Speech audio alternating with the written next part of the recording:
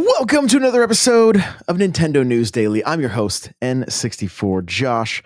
We got a lot to talk about in this one. We're going to kind of just real quick cover a handful of headlines today, and then we're going to talk about Metroid Prime 4 Beyond for just a little bit because I feel like it has finally started the marketing cycle.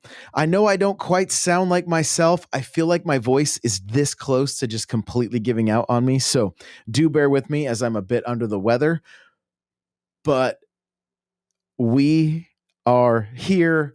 We're going to talk news. We're going to talk Metroid. I want to let you guys know, if you're not following me on YouTube, you're not subscribed on YouTube, please go do that. I'm putting out so much content over there and having such a great time with it, especially shorts, having such a good time with it. In fact, we're going to be using shorts to add more to the podcast. I'm going to be reading some comments on my last video for Metroid today. So that's going to be kind of fun as well. So it just kind of allows you to be in the conversation even more by being in the comment section over on the YouTube shorts.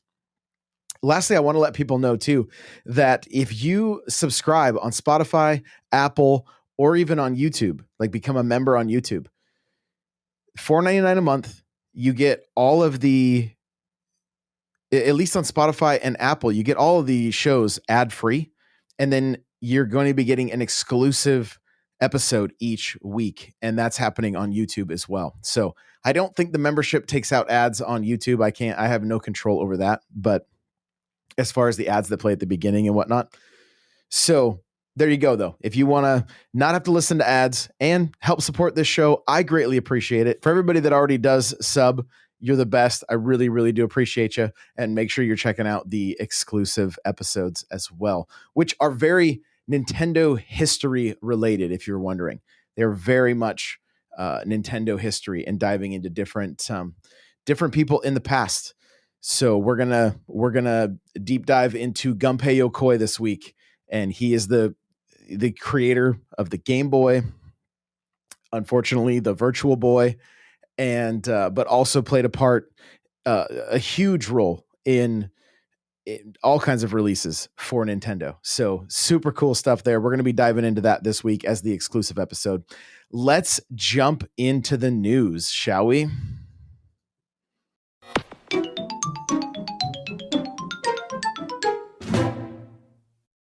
First up, we are over on My Nintendo News, and the headline reads, U.S. Circana says digital is accelerating on Nintendo Switch. And this is not going to be great news for your physical game collectors. Circana analyst Matt Piscatella has discussed the unfortunate demise of physical video game publishing with an emphasis on digital purchases. Piscatella says that Nintendo is the last of the physical forward publishers, but new data shows that the Nintendo Switch 2 digital sales are accelerating more so than they did on the original Switch system. Nintendo is the last remaining of the physical forward publishers that, and even they are starting to make that flip, at least in the US. Other parts of the world may be different. Nintendo still maintains a physical focus and retailer focus, as where other manufacturers have kind of effectively or nearly effectively moved on to a great degree. There's that dedicated buyer that loves physical, but like you said, that mix is continuing to shift. And with the most recent Switch model, we are seeing the shift happening a little bit faster, even on Nintendo. And I'm honestly not surprised by this. And I was kind of thinking about this today, like while I was getting my coffee, and when it came to music, right? Like if you go way back, you had records, then you had 8 tracks, then you had cassette tapes, and then compact disc. And then we moved into like MP3s, right? And then vinyl came back, and you can still get a vinyl, like, or a record player, like on Amazon right now, like super easy to do. I don't know, like, if it's going to be the same for gaming, right? And it's really not the same. Like, you can go and get DVDs and Blu-rays and stuff like that still, but they're fewer and far between. but they are still available. They haven't completely gone away. But when it comes to games, like, I guess if you have a dedicated, is there going to be like dedicated systems like the Retron 5, if you will, and then you see the periodic like physical release, like it's happening right now with an Angry Video Game Nerd and his 8-bit game is coming to NES. If you have an NES or, a game console that can play NES games, well, then you can still enjoy that physical media. But it takes 25 years for these things to become available to redistribute, right? And so we're talking, what, 17 years before you can see a console that could play Switch cartridges. It's a long ways away. And so I'm just curious what's going to happen with games, if there's going to end up being like a company like limited run that ends up, still doing physical media. Are we going to get to a point where we, like with the Angry Video Game Nerds got this 8-bit game coming out. The best case scenario for me, if I really wanted that game in my collection, is I would buy the physical with hopes that it would come with a digital game. And maybe it does. I don't know. I'm not looking at that right now. But then going forward, that's kind of how physical media still works. You can get the cart, but then get the digital copy with it as well. And that's what Blu-ray did. For the longest time, I bought physical because it came with the digital. It felt like a better value. If I wanted to put the disc in, I could. But if I wanted to take Amazon Prime on my phone or whatever and then watch the movie that I had redeemed, I was able to do that. And I do kind of wonder if that wouldn't be a better route right now for these gaming companies, because they don't lose anything by giving that digital copy away, unless you do have people like, I remember, Wario 64 be like, here's a free copy of whatever, because he just got the movie and then it had the free digital copy. So I don't know if that works quite as well, because there could be money lost at that point. Maybe they tie it to that cart in a way, but then you still have to put the cart in. So I don't know what the perfect solution is. I just know that there's a lot of physical collectors out there that don't want to see physical games go away. I don't want to see physical games go away. I like seeing them displayed, but I also like the ease of use of digital. Like, there's no question about that. Like, even yesterday we went to go play Animal Crossing, and I asked Jasmine, I'm like, I went to go start her game up to get it set up for her. And I had to go find her physical. I had to go find the cart, right? She didn't have it digitally. Not a bad thing, but I've gotten very much in the habit of having almost everything digitally on my Switch 2 at this point. I'm sure some of you have some very strong opinions about this. So if you're on Spotify or YouTube, leave some comments. I will read them in tomorrow's episode. If you guys leave comments on Spotify and YouTube on this episode, I really want to get in the habit of having a section, and we're going to do it tonight, a section where I just go through comments and respond to them and really get you guys involved in the conversation this way. So let me know how you're feeling about the move to digital, and hearing the news that even less people are buying physical now. And part of that could be because of key cards too, right? That could be a factor in all this. Well, this next headline kind of had me laughing. It says a Defiant streamer has to pay out $17,500 in damages to Nintendo. The article's super short. It says the Defiant streamer who played pirated copies of Nintendo games before their official release has been ordered to pay Nintendo $17,500 in damages. Looks like Jesse Kynan, maybe? I'm not sure how to say his last name. It says, AKA Every Game Guru, taunted Nintendo lawyers, telling them, you might run a corporation, I run the streets. What in the world? And said that they should have done more research before taking him on, the gamer wrote on Facebook. Jesse reportedly destroyed evidence and evaded Nintendo's attempts to serve him personally.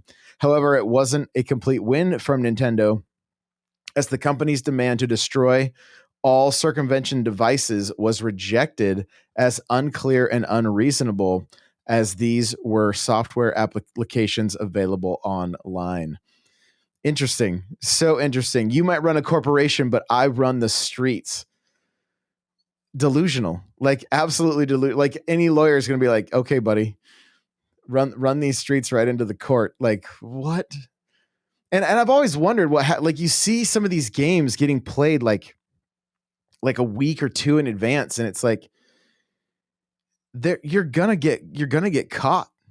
You're going to get caught. I remember walking into Best Buy and they had Xenoblade for sale like 2 weeks before it was supposed to be out. And I'm like, I literally told them, I'm like, you guys are breaking street date. I went back in a couple days later and they had more out on the floor, on the show floor. And I'm like, what are you guys doing here? Like, and then I'm like, okay, let's see if it'll work. They couldn't sell it to me. The system was like, no, it's street dated, but they still put them out on the floor. Like just so wild. But yeah, so he's got to pay $17,500.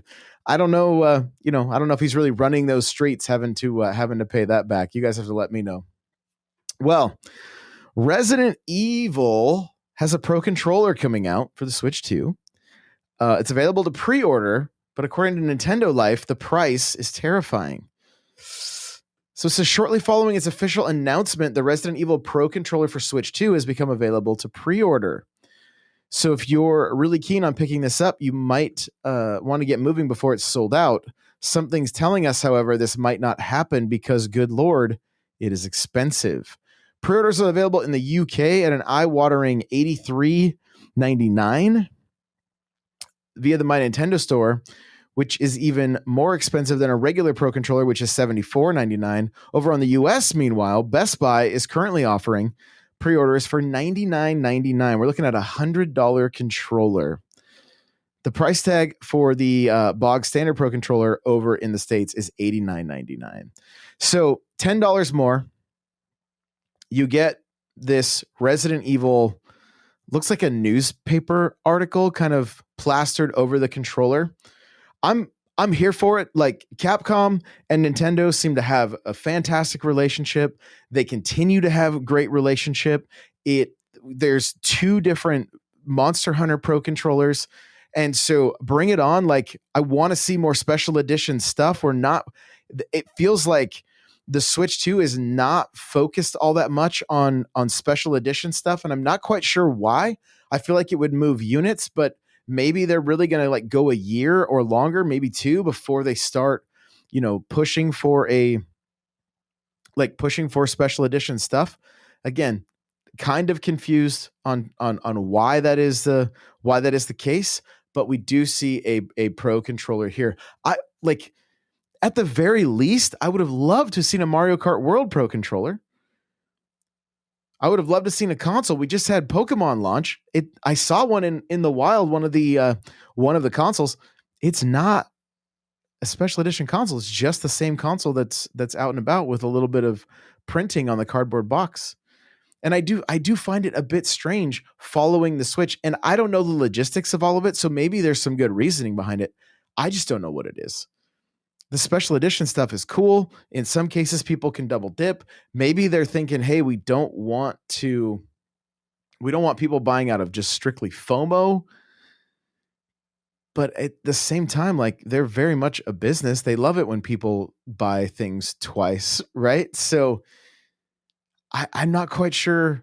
I'm not quite sure why we're seeing no special edition consoles yet, and zero for. I mean, could you imagine a yellow Donkey Kong Bonanza looking like a banana, just like they did on the 64? Not quite that extravagant, maybe, but like, who wouldn't want a Bonanza Pro Controller?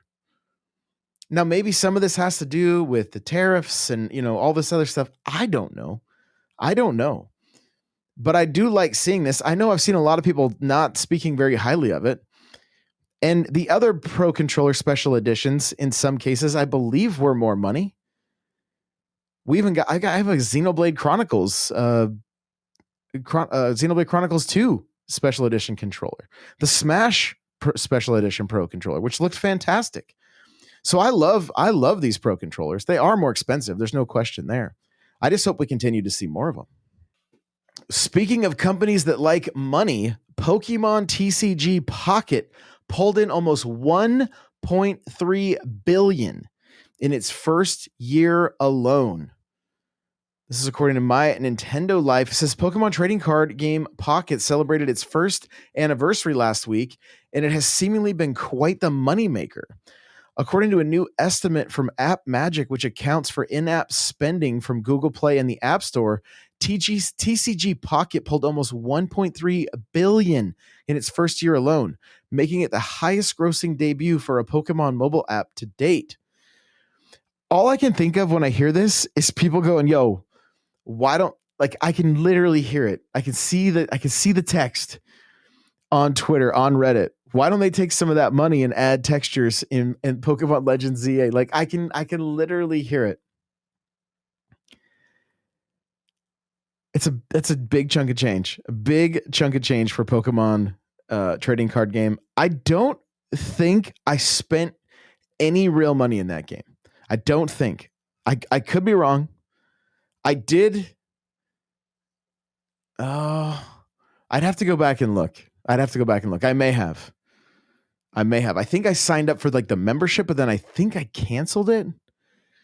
But I can't remember off the top of my head. I have to go back. But they're doing some crazy numbers over there. The Pokemon bug has bit me so bad. I'm loving ZA. I've been tempted to re-download the TCG Pocket because I had a good time with it, and I think it's pretty fun, honestly. Pulling packs. I've been buying some physical packs, which is kind of crazy. And so I don't know. I've been really enjoying Pokemon. It's been getting me those dopamine hits, you know? So crazy to see the kind of numbers that they're doing. Very curious on how, you know, what's the future hold for this app, and just how far they take it. Super, super crazy. A couple more headlines here. It says, of course, they shouldn't really come as a big surprise. TCG Pocket racked up over 10 million downloads in its first 48 hours on the market, and would quickly reported that the app was pulling in around $3 million a day as it got off the start line. Absolutely insane. Just absolutely insane. Crazy, crazy numbers there. Well, get your grain of salt ready. But a trailer for Super Mario Galaxy movie will debut this month. It's claimed. Some are saying ahead of Wicked for Good. Here's the tweet from My Time to Shine. Hello. It says, Scoop, the Mario Galaxy trailer will be attached to Wicked for Good, meaning it will release online before November 21st. Okay, well, I'm ready. Do you guys think we see another direct? And you can let me know in the comments on this one. I feel like there's there should be a direct mini that like covers the movie, covers Metroid, and then maybe a little bit more on Fever, and then a few things that aren't announced yet. I don't necessarily think that's happening, but like I do feel like they have some things that they could talk about. Now, maybe they'll do the trailer of the movie and then because they did a direct, if I remember correctly, they did a direct for the last movie. I think I'd have to go back and double check. I feel like they did. I know they've had it in the directs, right? But I really feel like, as we're seeing on screen right now, Metroid Prime 4, it needs marketing. It needs a direct, and we'll talk about it more at the end of the show here as our main topic. But I'm curious on all this stuff. There's a lot coming out.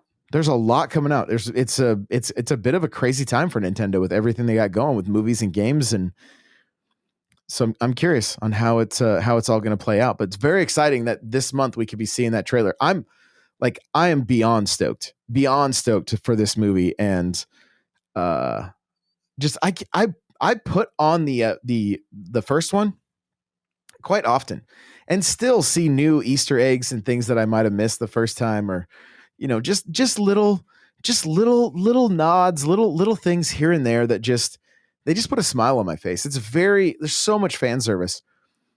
And I love that. I love that. So before November 21st, that's when Wicked for Good comes out. So we'll have to wait and see if this one's true. Hopefully. Well, if you're a Warframe fan, the Switch 2 version is officially launching in 2026. And it looks like there's a quote, maybe. I'm looking through the article here. It says it looks good and runs so well. Maybe let's see, there is a YouTube video. So Digital Extreme has been teasing Warframe's Switch 2 version a few weeks now. And in a recent dev stream, the studio revealed that it shouldn't have long to wait before we can get our hands on it. Accompanied by yet more footage of the game's action, Digital Extreme announced that the Switch 2 native build of Warframe will arrive at some point in 2026. There are no specifics outside of that initial window. We should add, though, the team has stated they'll be releasing it as early as we possibly can in the new year. The fresh footage of the game running handheld on Switch 2 with DLSS enabled, and we have to say it looks pretty solid. So the quote comes from the author here. It's still a dev build, and it gives good indication of load times and how things will fare in close combat. So super cool. Warframe is a game I'm afraid of. I'm afraid that I would jump into it like I did Destiny, and 1,500 hours later, I'm finally playing Mario Kart again. So, but for fans of that series that have been waiting, super cool to see that it's going to be getting the Switch 2 treatment, and it will be out potentially very soon, which is great. I have been playing, Jasmine and I have been playing the Fortnite collab that just launched the new season, The Simpsons. You're playing what looks like Springfield. I'm running around as Bart. She's running around as Marge. We're having a great time with it. It's a smaller map, only 80 people, all cell shaded. The bus driver is Otto, so you thank Otto when you're dropping in. I'm having a fantastic time with it. Quick plug. If you guys end up using the store for Fortnite, make sure to use N64Josh as your creator code. I'd really appreciate it. But really having a good time with this season. Made it all the way we both made it to level 200 last season to unlock everything. So playing way too much Fortnite, but having a great time with it. And I've been seeing a ton of rumors, so grain of salt this as well, but potentially Harry Potter is coming, and then SpongeBob and a handful of others as well. Like I was like, they've got some collabs lined up for days if these are all accurate. You never know with this kind of stuff. So again, grain of salt, but just so much cool stuff happening in the land of Fortnite. Nintendo Music updated to version 1.4.0. There's a full list of patch notes. I just want to focus on one thing. So it's the 1 year anniversary. And one of the things that they did was for Animal Crossing. Okay. It says timed in with the big Animal Crossing Nintendo Switch 2 edition news. It adds a button to the playlist from the game. So here's the full rundown with a look courtesy of Oatmeal Dome on X. And basically, that's a button to the Animal Crossing New Horizon playlist to automatically start at the track for the current time and activate extended playback. So you can find a sunny day, a rainy day, a snowy day, and then also that time of day. And so some pretty cool stuff that they're adding to Nintendo Music, especially if you're an Animal Crossing fan. So some really cool stuff there. All right, one more headline before we jump into the main topic, which will be Metroid Prime 4. Hyrule Warriors Age of Imprisonment in-store demos are now available. I checked my Target. It was just a video. This was written on Saturday, so there are some out there. And if you've been able to play it, let me know in the comments. Select Best Buy, GameStop, Target, and Walmart stores do have, and this was a tweet from Nintendo or a post on X saying Hyrule is calling. I checked my Target. It did not have one, unfortunately, because I wanted to go hands-on and let you guys know what I thought. Every time I see this game, it just looks so beautiful, and I can't wait for Thursday. It looks incredible. and I'm gonna get lost in it. I gotta finish ZA before this one comes out. So you guys hold me accountable on this. Ask me how I'm doing on it. All right. Ask me how I'm doing. But yeah, if you had a chance to play it, let me know in the comments. I'd love to hear from you. Well, let's get into our main topic of the show, which is going to be Metroid Prime 4 Beyond.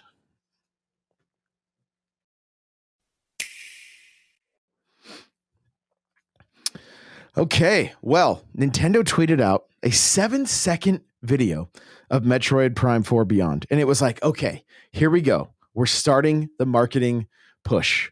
We are starting the marketing push for this game.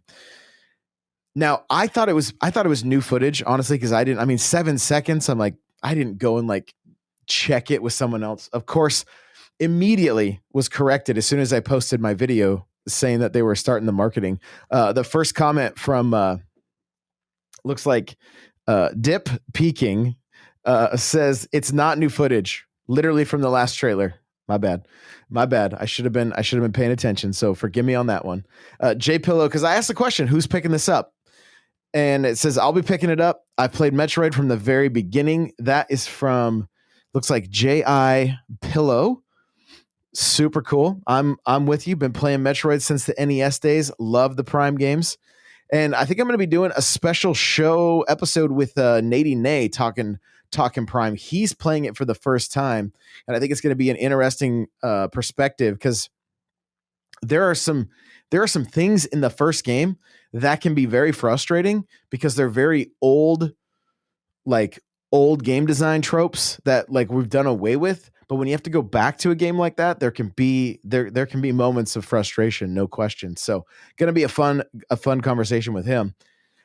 Mustache and Coffee, they said, can't wait. I said, that's what I like to hear. They followed up with its Dread was such a treat. This has been years in the making, literally, and looks amazing. I couldn't agree more. Very, very excited for this one. And N. Smith says this will be the first game I play on my Switch in over a year. I can't wait. And I just refreshed the comments and I have one more here from Patty Owl says I've been saving up for a Switch 2 just to play Metroid Prime 4 on. I'm buzzing. So let's go. I love seeing some hype for this. I'm super, super excited for this one. Like super excited. I'm gonna lose myself in this. I plan on throwing on some nice headphones, playing in the dark as much as I can, maybe just some RGBs lighting up the room, and I can't wait for just the sense of isolation and exploration that comes along with playing a Metroid game. I'm very, very excited for this one. I'm just so stoked. I cannot wait till we see more because I know there's a lot of people on the fence, but I think this thing is looking gorgeous. There are some like leaks, rumors out there that like they're already working on the 5th one, which I do hope to be the case because I want to see what Metroid Prime could look like strictly on Switch 2, not being held back by Switch 1. I completely get it. The install base, there's been talks of this game forever from the OG Switch. So it's good that it's in both places. No complaints here. But seeing what we are seeing on, the Switch 1 game running on the Switch 2, like Retro's doing some magic here.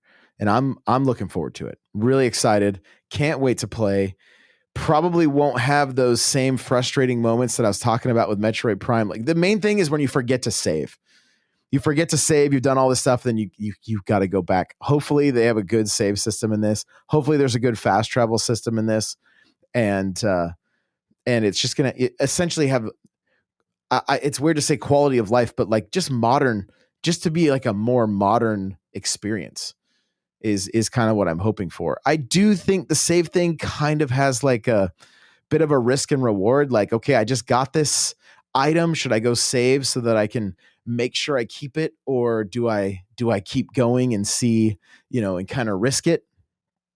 So that's obviously That's obviously going to be up to the player, but I'm curious on how they're going to do it with this one.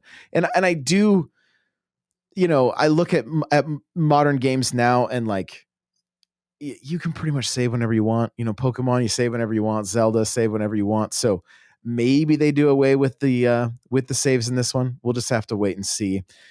Nonetheless, I cannot wait. I do like we're seeing the intro right here where Samus is doing some dog fighting.